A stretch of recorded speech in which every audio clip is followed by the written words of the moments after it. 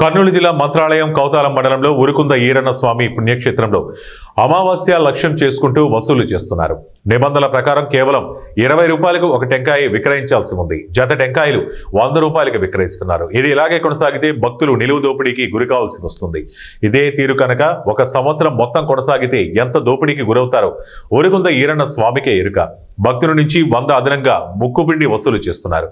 ఈ లెక్కన భక్తులు ఎంత నిలువు దోపిడీకి గురవుతారో దేవాదాయ శాఖ అధికారులే చెప్పాలి. జత టెంకాయలు 100 రూపాయలు. భక్తుడు ఎమ్మిగడూరు లక్ష్మీకాంత్ మాధవరం భీమేష్ పుణ్యక్షేత్రంలో ఒక జత టెంకాయలు 100 రూపాయలకు అమ్ముతున్నారని తెలిపారు. భక్తులకు అధిక ధరలకు అమ్మితే ఎలా అని ఆందోళన వ్యక్తం చేశారు.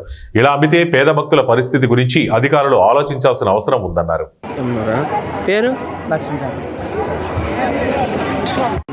కదా ఎంత జత? 100 చూడండి ఇంత రేటు.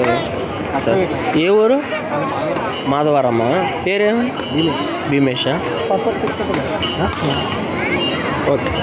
రేట్ ఎక్కువ ఇక్కడ మా ఊరు ఉంటాడా కనీసం మా ఊరు కొంచెం